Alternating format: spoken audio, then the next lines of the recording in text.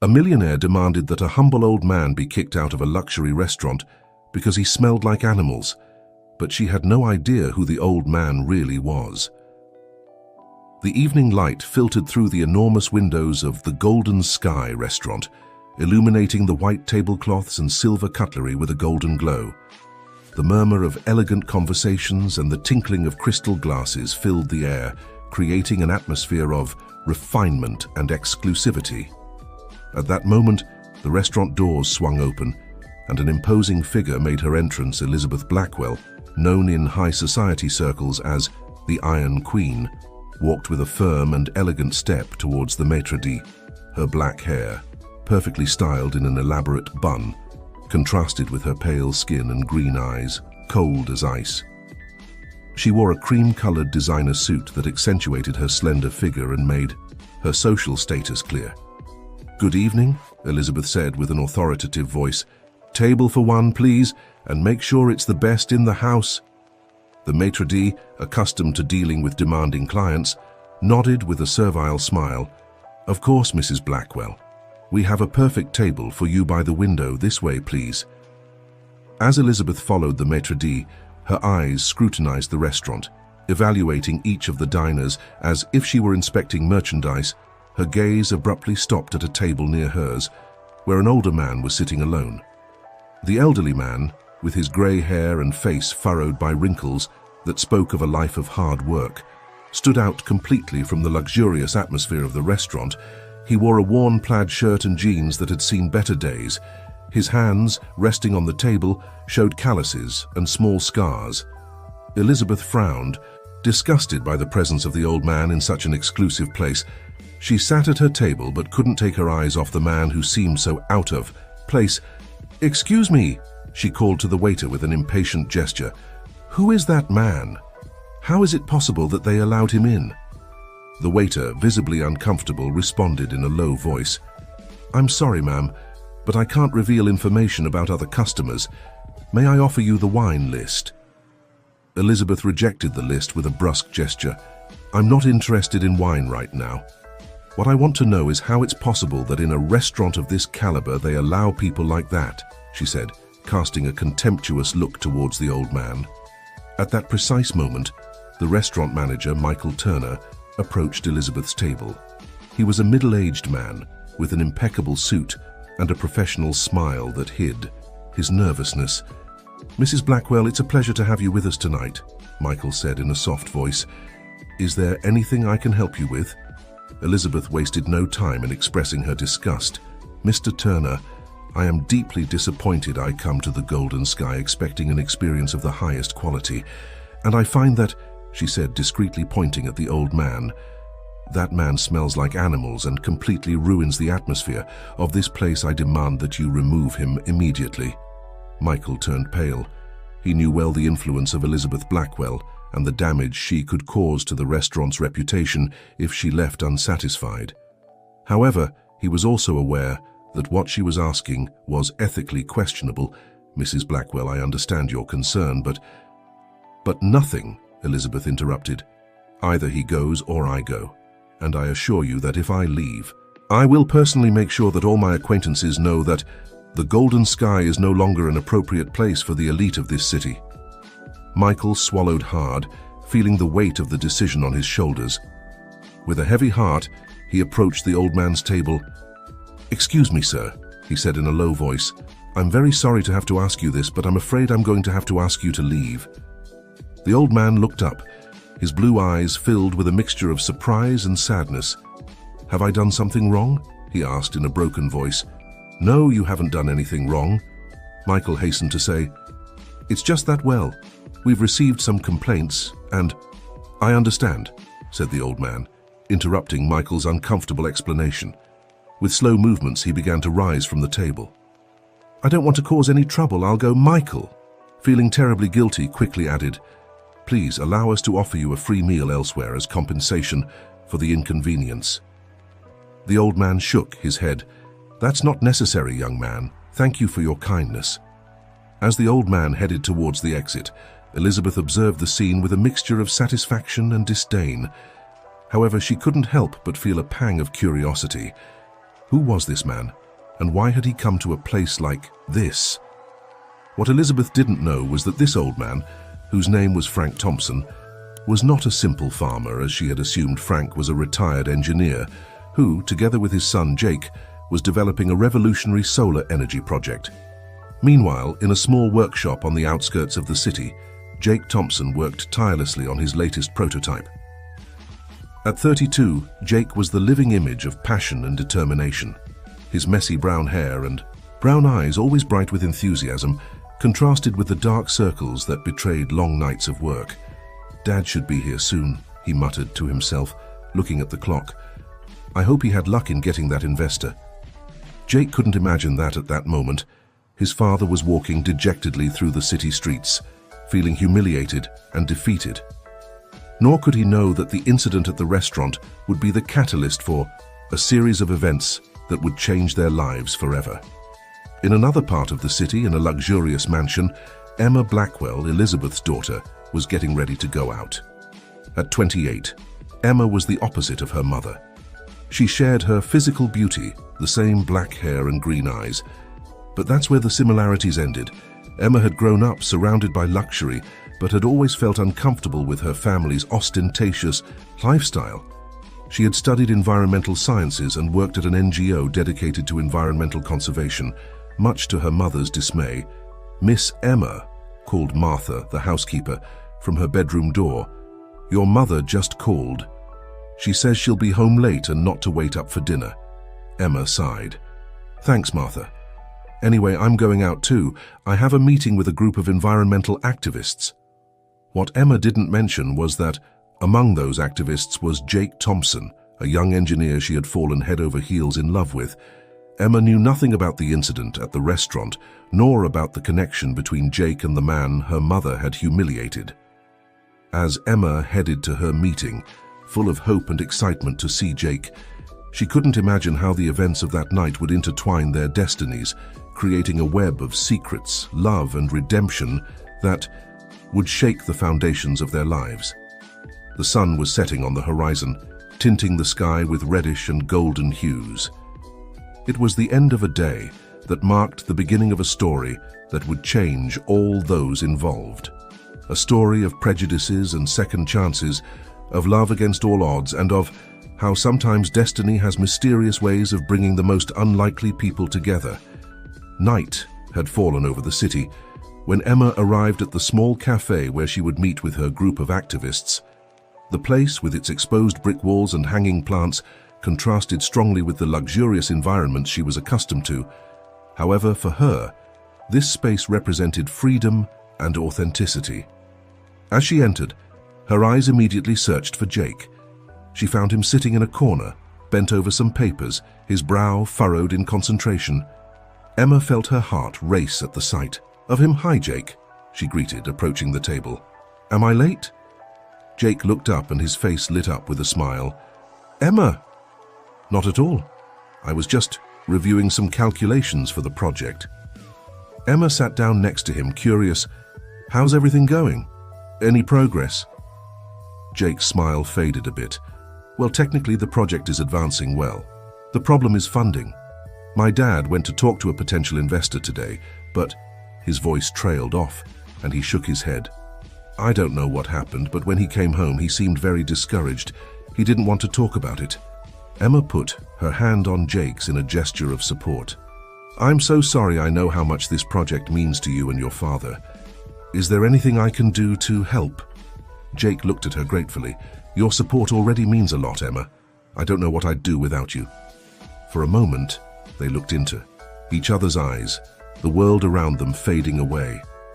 Emma felt she could lose herself in those brown eyes full of passion and determination. Jake, for his part, marveled at how this woman, who came from such a different world than his, could understand him so perfectly. The moment was interrupted by the arrival of the other members of the group.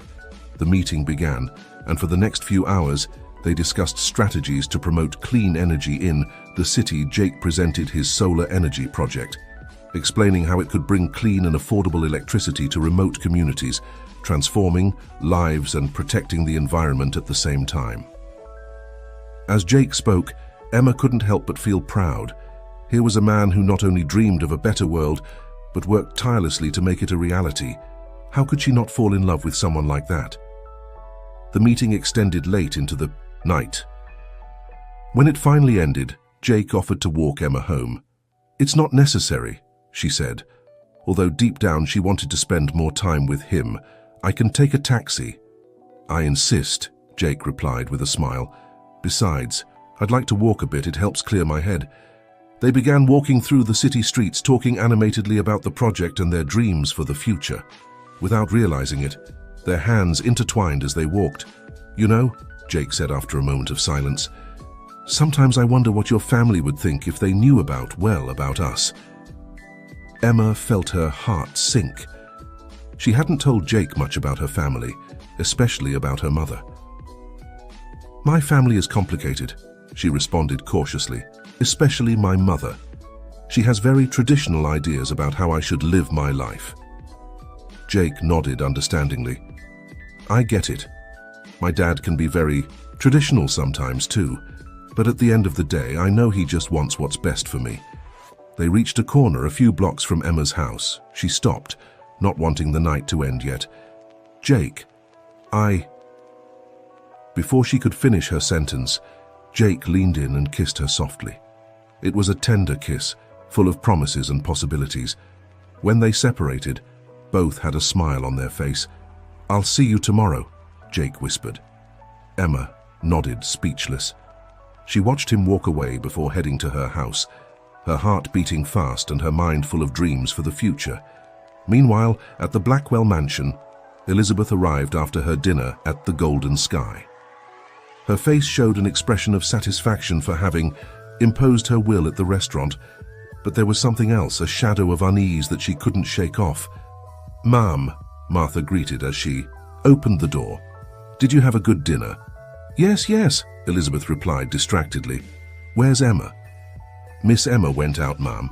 She said she had a meeting." Elizabeth frowned. "A meeting? At this hour? With whom?" Martha hesitated for a moment. "I believe she mentioned something about a group of environmental activists, ma'am." Elizabeth's face hardened. "I see, thank you, Martha. You may retire." Once alone, Elizabeth poured herself a glass of wine and sat in her study. The image of the old man in the restaurant kept lingering in her mind. There was something in his eyes, a dignity that didn't match his humble appearance, that unsettled her. "Don't be ridiculous, Elizabeth," she told herself. "You did the right thing. That man didn't belong in that place." But no matter how hard she tried to convince herself, a voice in the back of her mind kept questioning her actions. At that moment, the study door opened and in walked Robert Blackwell, Elizabeth's husband and Emma's father. He was a tall, distinguished man with graying hair and eyes that reflected years of experience in the business world. "Elizabeth, dear," he greeted. "How was your dinner?" Elizabeth looked at him, internally debating whether to tell him about the incident at the restaurant. Finally, she decided not to. "It was fine," she replied curtly. "Where have you been all day?" Robert sat down across from her, his face showing signs of fatigue. "At the office, there's a new energy project that's causing a stir in the market. It could be a good investment opportunity." "Energy?" Elizabeth asked, suddenly interested. "What kind of energy?" "Solar," Robert replied. "An innovative concept that could revolutionize the way we bring energy to remote areas. The interesting thing is that the project is being developed by a local team, not a big corporation." Elizabeth nodded, her mind already calculating the possible gains. "Sounds interesting. We should investigate more." Robert looked at her with a mixture of admiration and concern. He loved his wife, but sometimes he feared that her ambition blinded her to other important things in life. "Elizabeth," he said softly, "have you talked to Emma lately? I'm worried she's distancing herself from us." Elizabeth made a dismissive gesture with her hand. "Emma is going through a phase, Robert. She'll get over it. When she matures, she'll understand the importance of maintaining our position in society." Robert wasn't so sure, but he decided not to push the issue. "Maybe we should organize a family dinner, spend time together, like we used to." "Maybe," Elizabeth conceded, although her tone suggested she wasn't really interested in the idea. Now tell me more about this solar energy project.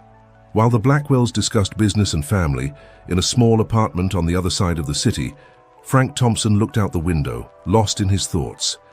The incident at the restaurant had affected him more than he wanted to admit.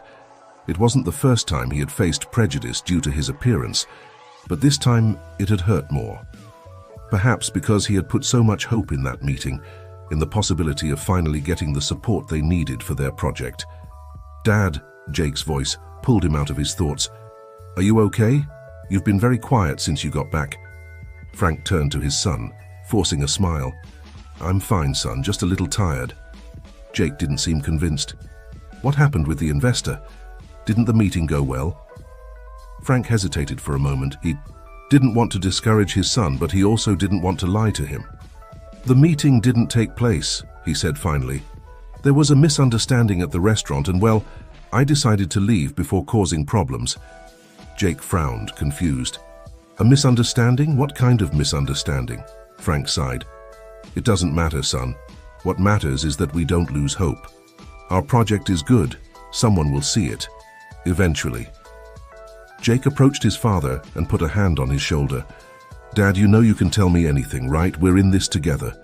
Frank looked at his son, feeling a mixture of pride and gratitude. "I know, Jake. And I promise you we'll find a way to make this dream a reality. For now, why don't you tell me about your meeting? How's Emma?" At the mention of Emma's name, Jake's face lit up. Frank couldn't help but smile. It was evident that his son was in love, although Jake hadn't openly admitted it yet. "Emma's fine," Jake replied, trying to sound casual. "In fact, she has some interesting ideas to promote our project." "I'm glad to hear that," Frank said. "That girl seems special. I hope I can meet her soon." Jake nodded, his mind going back to the conversation he had had with Emma about their families. "I hope so too, Dad. I really do." As father and son continued their conversation, neither of them could imagine how their lives were about to become intertwined with the Blackwells in a web of secrets, love, and redemption that would shake the foundations of both families. The night progressed, and in different parts of the city, Elizabeth, Emma, Jake, and Frank prepared for bed, each carrying their own secrets and hopes. What none of them knew was that fate had already set in motion a series of events that would bring them all to a point of no return, where they would have to face their prejudices, fears, and deepest desires. Dawn would bring a new day, and with it, new challenges and opportunities. The story of these two families, so different and yet so similar in their internal struggles, was just beginning to unfold. The sun rose over the city, its golden rays filtering through the curtains of Emma Blackwell's room. She woke up slowly, a smile forming on her lips as she remembered the previous night with Jake. However, her happiness was quickly overshadowed by the reality of her situation. Her family, especially her mother, would never approve of her relationship with someone like Jake. Meanwhile, in the kitchen of the Blackwell mansion, Elizabeth was having her morning coffee, reviewing the financial news on her tablet. Her face lit up when she saw an article about innovations in solar energy. "Robert," she called to her husband, who was reading the newspaper at the table, "look at this. It seems that solar energy project you mentioned last night is gaining attention." Robert approached, interested. "Ah, yes, it's fascinating, isn't it? It could be a very lucrative investment if we manage to get involved early." Elizabeth nodded, her mind already working on the possibilities. "We should arrange a meeting with the developers. Do you have any information about them?" "Not much," Robert admitted. "I only know it's a local team, led by a retired engineer and his son. Apparently, they've been working on this for years." At that moment, Emma entered the kitchen, surprising her parents with her early presence. "Good morning," she greeted, trying to sound casual. "What are you talking about?" Elizabeth looked at her daughter with a mixture of surprise and suspicion. "Good morning, darling. Isn't it a bit early for you? I thought you would have gotten home late last night from your meeting." Emma tensed, aware of her mother's tone. "It wasn't that late," she lied, "and I have a lot of work at the NGO today." Robert, sensing the tension between mother and daughter, tried to change the subject. "We were talking about an interesting solar energy project. In fact, Emma, given your interest in environmental issues, maybe you could give us your opinion. Emma's eyes lit up with genuine interest. Solar energy. Sounds fascinating. What do you know about the project? Elizabeth interrupted before Robert could answer. It's a local project that could be a good investment opportunity. Nothing you should worry about, dear. Now, shouldn't you be getting ready for work? Emma felt a pang of hurt at her mother's dismissive attitude. Yes, I suppose so, she replied coldly. Have a good day. She left the kitchen, leaving her parents in an uncomfortable silence. Robert looked at his wife reproachfully. Elizabeth, was it necessary to be so harsh with her? Elizabeth sighed. Robert, you know I only want the best for Emma. That NGO and her environmental activities won't lead her anywhere. She needs to focus on more important things. More important, according to whom? Robert asked softly. Maybe we should listen to her more. Who knows, her perspective could be valuable, especially with projects like this solar energy one. Elizabeth didn't respond, but her expression indicated she wasn't convinced. Meanwhile, in the Thompsons' small apartment, Jake and Frank were having breakfast together, discussing their plans for the day. I have a meeting with a potential supplier this afternoon, Jake said between bites of toast. If all goes well, we could significantly reduce production costs. Frank nodded, though he seemed distracted. That's excellent, son. I think I'll go back to the restaurant today. Jake stopped eating, looking at his father with concern. To the restaurant? The same one from yesterday? Dad, what really happened there? Frank hesitated for a moment before finally confessing, They asked me to leave, Jake. A rich woman, complained about my presence. She said I smelled bad and that I didn't belong there. Jake felt anger growing inside him. What? That's unacceptable. Who does she think she is? It doesn't matter who she is, Frank said calmly. What matters is that we can't let this stop us. I'm going back, I'm going to talk to the manager. Maybe I can explain our situation, get another chance to present our project. Jake admired his father's determination, but he couldn't help feeling worried. Are you sure, Dad? I don't want you to expose yourself to more humiliation. Frank put a hand on his son's shoulder. Sometimes, son, you have to be willing to swallow your pride for something you truly believe in. And I believe in our project, I believe in you. Jake nodded, moved by his father's words. All right, but promise me that if anything goes wrong, you'll call me immediately. I promise, Frank said with a smile. Later that day, Emma was at the NGO office trying to concentrate on her work, but with her mind constantly returning to Jake and the conversation with her parents that morning. She was so absorbed in her thoughts that she didn't notice her colleague, Sarah, approaching. Earth to Emma, Sarah joked, waving a hand in front of Emma's face. Are you with us? Emma blinked, coming back to reality. Sorry, Sarah, I was thinking. Sarah smiled knowingly. Thinking or daydreaming about a certain environmental engineer? Emma blushed. Is it that obvious? Only to someone who knows you well, Sarah replied, sitting on the edge of Emma's desk. Why don't you tell your parents about him? Jake seems like a great guy. Emma sighed deeply. It's not that simple. My mother, she has very specific expectations about who I should be with someone from our social class, she said, making air quotes. Sarah frowned. That sounds pretty elitist. It is, Emma admitted, and the worst part is that she doesn't even realize it. This morning they were talking about a solar energy project as if it were just another opportunity to make money, without considering the positive impact it could have. Wait, Sarah said, straightening up. A solar energy project. Isn't that what Jake is working on? Emma froze, her mind quickly making connections. Oh my God, it can't be the same project, can it? Before Sarah could respond, Emma's phone rang. It was a message from Jake. Need to see you. Can we have lunch together? It's important. Emma felt a knot in her stomach. I have to go, she told Sarah, quickly gathering her things.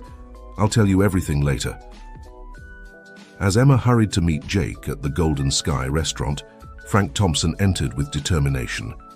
The maitre d' recognized him immediately, his face showing a mixture of surprise and concern. Sir, I don't think it's appropriate for you to be here, the maitre d' said nervously. Frank remained calm. I understand your concern, but I need to speak with the manager. It's about yesterday's incident and it's important. The maitre d' hesitated for a moment before nodding. Wait here, please, I'll see if Mr. Turner is available. As Frank waited, he didn't realize that Elizabeth Blackwell had just entered the restaurant for her usual lunch. The moment she saw him, her face hardened. What is that man doing here again? She muttered to herself, approaching the maitre d'. I thought we made it clear yesterday that this is no place for people like him. The maitre d', caught between Frank's insistence and Elizabeth's evident annoyance, didn't know what to do. At that moment, Michael Turner, the manager, came out of his office. What's going on here? He asked, noticing the tension in the air. Frank stepped forward. Mr. Turner, I'm Frank Thompson. I was here yesterday, and you were asked to leave, Elizabeth interrupted brusquely. Why have you come back? To cause more problems? Michael looked between Frank and Elizabeth, recognizing the delicate situation. Mrs. Blackwell, please allow me to handle this, Mr. Thompson. Why don't we step into my office to talk? Elizabeth was about to protest when her phone rang. It was a message from Emma. Mom, I need to talk to you urgently. It's about the solar energy project. Confused and annoyed, Elizabeth watched as Frank followed Michael to his office. She decided she would deal with that situation after talking to her daughter. Meanwhile, in a small cafe near the NGO, Emma and Jake met, both with expressions of concern on their faces. Jake, what's going on? Emma asked. Taking his hands, Jake took a deep breath. Emma, I think our families are about to collide in a way we didn't expect. My dad, he was humiliated yesterday at a restaurant by a rich woman, and today he went back there to try to fix things. Emma felt her heart sink. Oh no, Jake. I think I know who that woman was. Jake's eyes widened in surprise. What? How? Because, Emma said, her voice barely a whisper. I think it was my mother. The silence that followed was deafening. They looked at each other, aware that their worlds were about to change forever. In Michael Turner's office, Frank sat across from the restaurant manager, determined to explain his situation. Mr. Turner, he began, I know my presence yesterday caused problems, and I'm sorry, but I need you to understand why I'm here. Michael nodded, urging him to continue. My son and I have developed a solar energy project that could change lives, Frank explained. We came here yesterday hoping to meet with a potential investor. When I was asked to leave, I lost that opportunity. Michael listened attentively, his expression softening. Mr. Thompson, I'm very sorry about what happened. Yesterday I shouldn't have given in to the pressure of a customer, no matter how influential they were. I understand, Frank said. I'm not here to cause trouble. I just wanted another chance to present our project. It's too important to give up because of a misunderstanding. Michael leaned forward, intrigued. Tell me more about this project. As Frank began to explain the details of their innovative solar technology, outside in the restaurant, Elizabeth received a call from Emma. Mom, Emma's voice sounded tense. I need you to listen without interrupting. It's about the solar energy project you were talking about this morning, and about the man you kicked out of the restaurant yesterday. Elizabeth felt the ground move beneath her feet. Suddenly, all the pieces began to fit in her mind, and the magnitude of what she had done began to weigh on her as the truth came. To light and the destinies of the Blackwell and Thompson families intertwined in unexpected ways. Everyone involved realized that nothing would ever be the same. The revelations of that day would mark the beginning of a path towards redemption, forgiveness, and perhaps a brighter future for all. The Golden Sky restaurant had become the epicenter of an emotional storm that threatened to forever change the lives of the Blackwell and Thompson families. Elizabeth Blackwell, with the phone still in her hand after Emma's call, felt that the world she had so carefully built was crumbling around her. With trembling steps, she approached the manager's office, where she knew Frank Thompson was talking to Michael Turner. Just as she was about to knock on the door, it opened, revealing the two men in an animated conversation. Mr. Thompson, Michael said enthusiastically, your project sounds fascinating, I think. He stopped upon seeing Elizabeth, his face changing from excitement to concern. Frank, noticing the change, turned to see what had caused the interruption. His eyes met Elizabeth's, and for a moment, time seemed to stand still. "You," Frank said softly, with no trace of anger in his voice, only a deep sadness.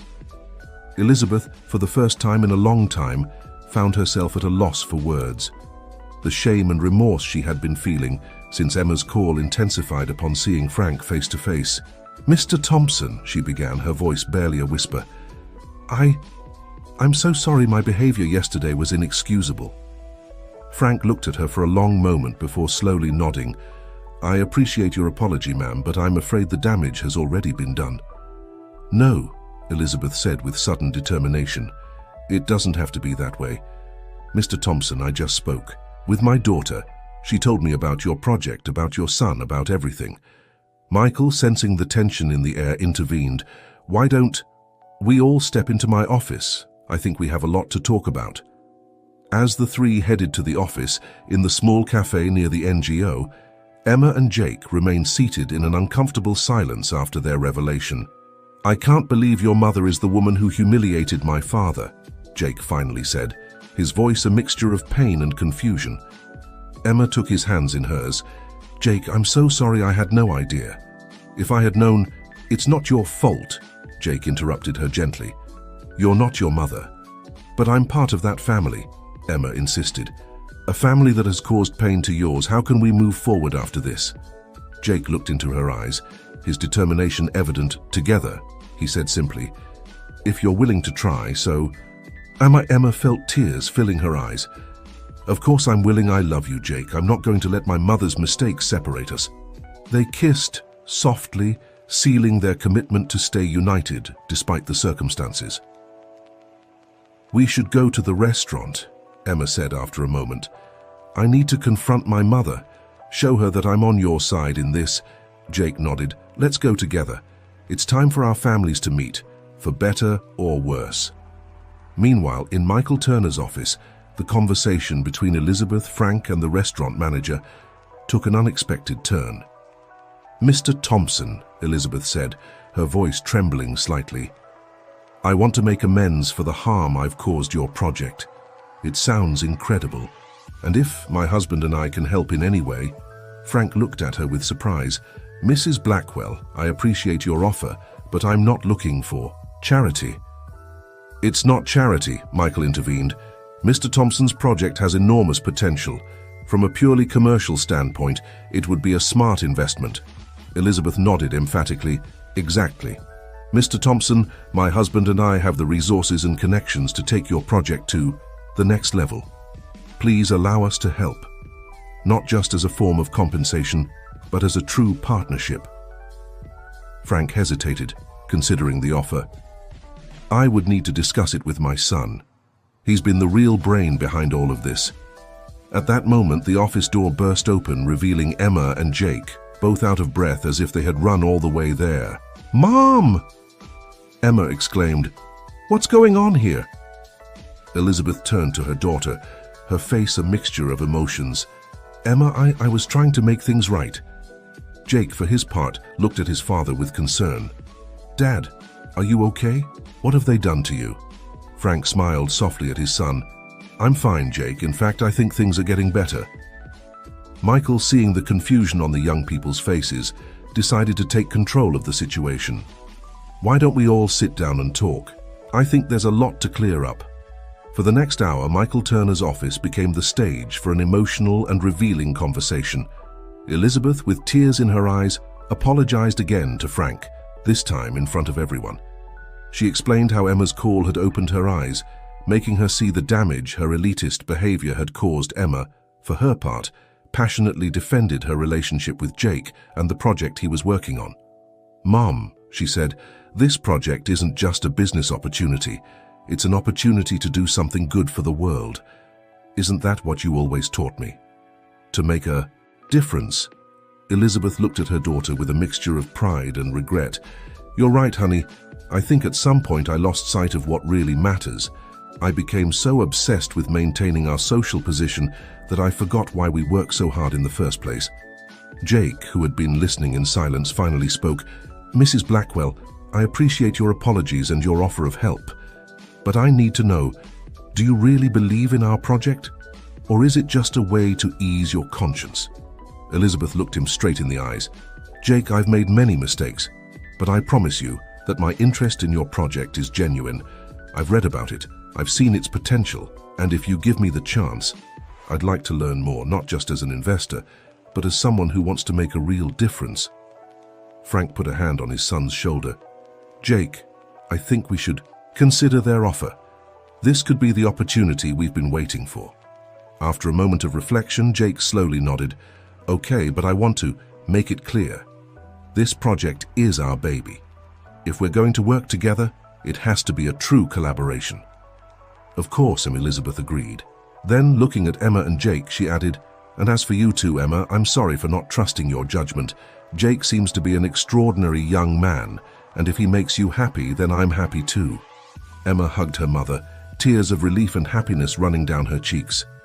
Thank you, Mom. You don't know how much this means to me. Michael, who had been observing everything with a smile, intervened. Well, I think this deserves a celebration. How about we all have dinner together tonight? On the house, of course. Everyone agreed, and as they left the office, there was a feeling of hope and new beginnings in the air. That night, at a specially prepared table in the Golden Sky, the Blackwell and Thompson families sat together for the first time. Robert Blackwell, who had been informed of the day's events by his wife, was present, showing genuine interest in the solar energy project. As they dined and conversed, the barriers that once seemed insurmountable began to crumble.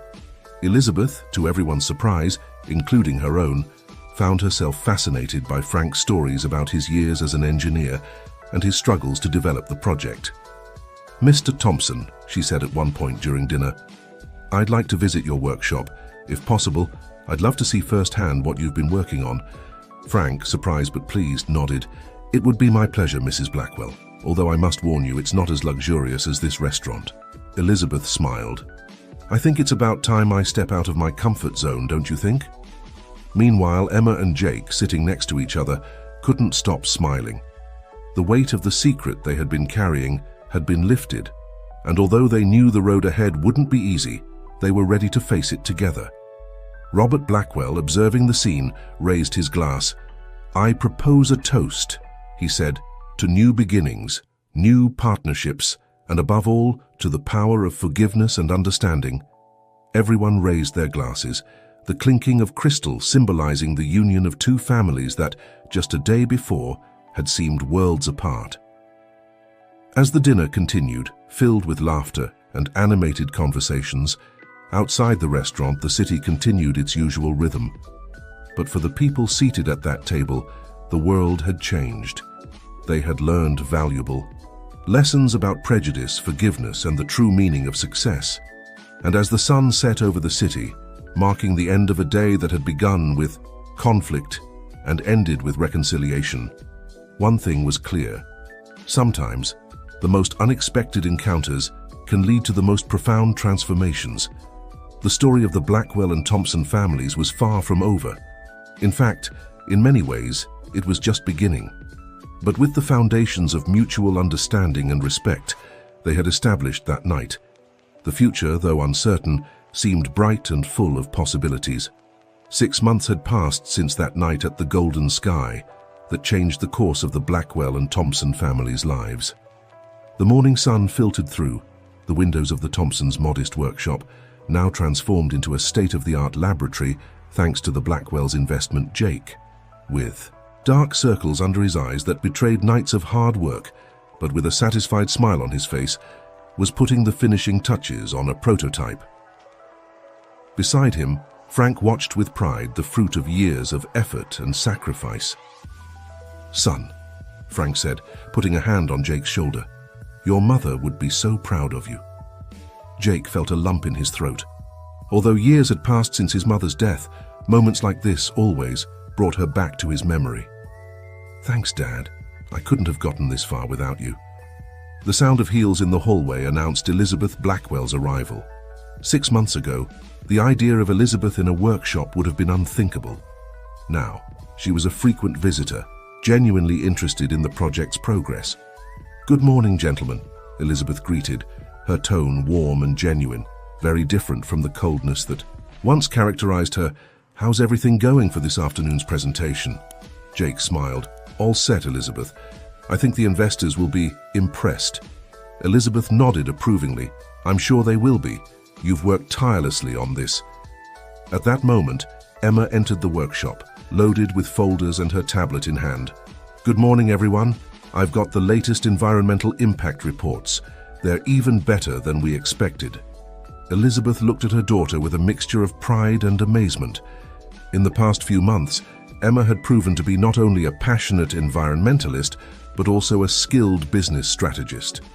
The combination of her ethical vision and business knowledge had been crucial to the project's success. "Excellent work, darling," Elizabeth said. Then, addressing everyone, she added, "I think it's time we prepare for the presentation. We have a lot to do before the investors arrive." As the team dispersed to finalize the details, Robert Blackwell entered the workshop. His face showed a mixture of excitement and nostalgia. "Frank," he called to his old friend, "do you have a moment?" Frank nodded, and both men moved to a quiet corner of the workshop. "What's up, Robert?" Frank asked, noticing the seriousness on his friend's face. Robert pulled an envelope from his jacket. "I found this among some old papers. I think it belongs to you." Frank took the envelope with trembling hands. As he opened it, his eyes filled with tears. It was an old photo from almost 30 years ago. In it, a young Frank and a young Robert smiled at the camera, standing in front of what appeared to be their first workshop together. "Our first project," Frank whispered, his voice filled with emotion. Robert nodded. "We were so young, so full of dreams. And then, well, you know what happened." Frank remembered well a disagreement over the direction of their joint venture had led to a bitter dispute. Robert had opted for a more corporate and lucrative path, while Frank had remained true to his original vision of creating technology that truly helped people. The breakup of their partnership and friendship had been painful for both. "Robert," Frank said, looking his old friend in the eye, "I think we both made mistakes in the past, but look where we are now. Our families united, working together on something that could change the world. Maybe everything had to happen the way it did to get to this point." Robert smiled, his eyes also moist. "You're right, old friend, and you don't know how glad I am to be here working with you again. This time, we'll do things right." The two men embraced, 30 years of misunderstandings and resentments dissolving in that gesture. Meanwhile, in another part of the workshop, Jake and Emma were reviewing the presentation together. "Nervous?" Emma asked, noticing how Jake kept adjusting his tie. Jake let out a nervous laugh. "Is it that obvious? It's just that we've worked so hard on this. If something goes wrong..." Emma took his hand, interrupting him. "Nothing will go wrong. Your project is brilliant, Jake. And besides," she added with a mischievous smile, "you have a secret weapon." "Oh yeah?" Jake asked, raising an eyebrow. "And what's that?" "Me," Emma replied, giving him a quick kiss. "I'll be by your side every step of the way." Jake hugged her, marveling at how, amidst all the chaos and challenges of the past few months, their love had blossomed and strengthened. At 3 p.m. sharp, the auditorium of the Blackwell Thompson Foundation for Sustainable Innovation was full. Investors, journalists, and important figures from the world of technology and the environment waited. In anticipation, Elizabeth took the stage to give the welcome. Her presence, once intimidating, now radiated genuine warmth and passion. "Ladies and gentlemen," she began, "6 months ago, I thought I knew everything about success and power. Today, I'm here to tell you that I was wrong. True, success is not measured in money or social status, but in the positive impact we can have on the world."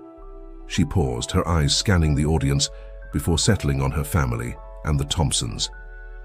"What you will see today is the result of two families who overcame their differences to work for a greater good.